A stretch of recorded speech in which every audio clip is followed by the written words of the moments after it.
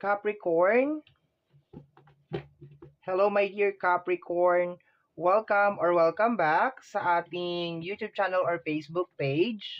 My name is RJ, your tarot card reader. At ang gagawin natin ngayon, my dear, is ang iyong second half of January 2026. This is from January 16 hanggang sa katapusan, and this is a general reading.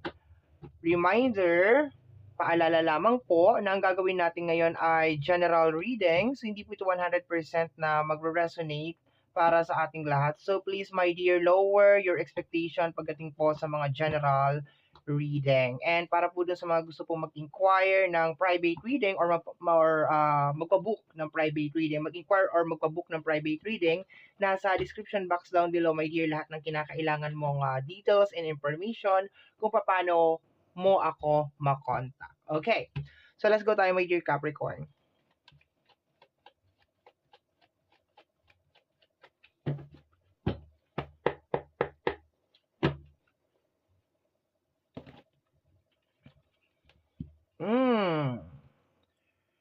The Knight of Wands.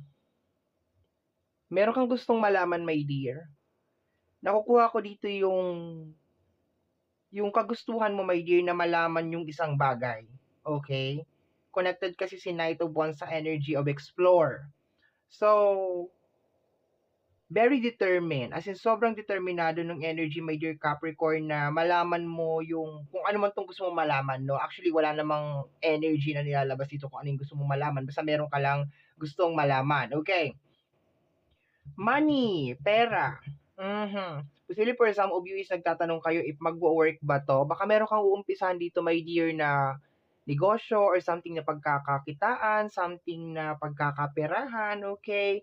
So baka nagtatanong ka if sa isip mo, okay, if magwo-work ba to. Okay? Dito more on additional source of income ang nakukuha ko eh. More on pera, more on money, posibleng mag-come up ng negosyo, pagkakaperahan, pagkakakitaan, maghanap ng trabaho, discovering new skills, pwede din. Panibagong skills, panibagong field or environment kung saan pwede ka magkaroon ng pera. Actually, more on pera-pera tong dalawang card na to. More on money-money. So, expected mo, my dear, na medyo yung energy niya is more on parang you are excited pero at the same time parang kinakailangan mo ng parang assurance. That's what I'm getting. Parang assurance, ay gagawin ko to, may pera ba talaga? Parang ganon. Okay? So, expected mo, my dear, na baka gumagawa ka ng mga research, you're doing some research, okay? Tungkol dito sa bagay na ito. Okay? Tingnan natin. Next card. Pwedeng work din to, my dear, pagkakaperahan. Di ba? Sabi ko sa iyo pwedeng work nga. Energy ng Eight of Pentacles related to sa work. You're building money, my dear. Gumagawa ka ng pera or gusto mong gumawa ng pera, my dear. Pero, yung second half of January, my dear, yung isang buong senaryo ng second half of January, 16 hanggang sa katapusan, nandun ka, my dear, na parang sinusure mo na pag naglabas ako ng effort dito, talagang meron talagang result. Dapat merong outcome, okay? So, sabi ko nga, baka meron ka mga pinag-aaralan, baka gumagawa ka rin ng mga research, okay? Kasi nararamdaman ko yung eagerness mo talaga na parang ma-explore kung ano man tong bagay na to, okay? So, ayan na, meron tayong 8 of Pentacles related sa energy ng iyong work. Parang level up, more on parang upgrade na energy. So, expected mo, my dear, ngayong second half of January, karamihan sa inyo talaga is gusto talaga ng upgrade sa usapin ng pinansyal, okay? Baka magkaroon ka nga ng desire na parang gusto ko meron akong trabaho, tapos at the same time meron akong negosyo, yung mga ganon, okay? Alam mo, pumapasok sa akin ngayon, my dear, is alam mo yung mga kakilala ko noon nung nagwo-work ako na parang meron kami, nasa work kami, tapos at the same time parang gumagawa sila ng mga side hustle, nagbebenta sila ng mga ulam, yung mga ganon, no? Yun na nakukuha ko, my dear. There's a possibility na parang ganon yung energy mo na parang nag-iisip ka ng another work or another source of income, okay? Parang meron kang inaaral dito. Ayan, page pa yung sumunod, page of wands, okay? Meron ka nga talaga ditong uumpisahan, my dear. Pero yung second half of January is more on parang nire-research mo pa. Okay, more on parang nire-research mo pa siguro yung mga ingredients or kung anong meron dito, ano yung trabaho, yung mga ganun nakukuha. Maganda naman yung energy niya, my dear. Very, very nice. Okay? So, let's go tayo, my dear Capricorn. Dagdagan pa natin. Dagdagan pa natin yan. The Magician. Uy, magiging successful to. Magiging successful siya, my dear. Siguro baka kinakabahan ka lang talaga, no? Natatakot ka lang. I'm receiving this energy na kung meron kang work ngayon, is better na wag ka muna mag-resign. Yun ang nakukuha ko. If you have this work, parang aralin mo talaga mag-spend ka muna ng time kung talagang lilipat ka ng trabaho or mag-add ka talaga or parang papasok ka na sa corporate bang tawag doon, yung parang meron ka ng sarili mong negosyo or something. I'm getting this energy na wag ka muna mag-resign, wag ka muna aalis dyan, parang gawin mo, subukan mo muna mag-multitasking, yun ang nakukuha ko, my dear. Pero mag-work to, mag-click talaga siya, my dear Capricorn, as in mag-work talaga siya. Ang ganda ng energy niya, as in to the point na lumabas tong Magician card na to, ang ganda. I love yung kanyang energy, my dear. I love it. Talagang sure success talaga ito. Okay? Tingnan natin, my dear. Last 3 cards na lang tayo. Tingnan natin. Walang love. Tingnan natin. Love, love, love, love. Tingnan natin, ha? Oh, meron. 2 of Cups. Speaking. Okay. I think meron kang kinikilala dito na energy. Okay? It's more on parang posibleng fresh na energy, okay, kinikilala mo, nagba-background check ka, nag-getting to know each other, okay, nakukuha ko dito.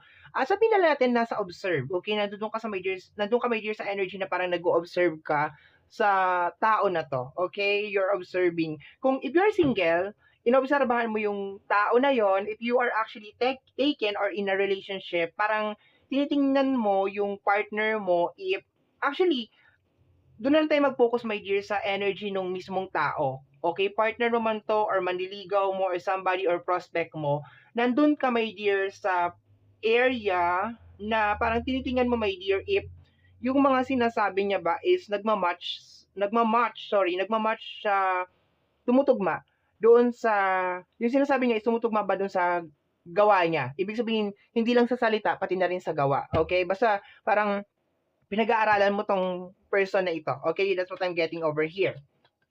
Next card. My dear, money talaga to. You will be building money. Okay, may something, may papasukin ka, may uumpisahan ka talaga, my dear, na sure click talaga to. As in, sure click talaga siya, my dear. Okay? Para siyang wish fulfillment. Okay?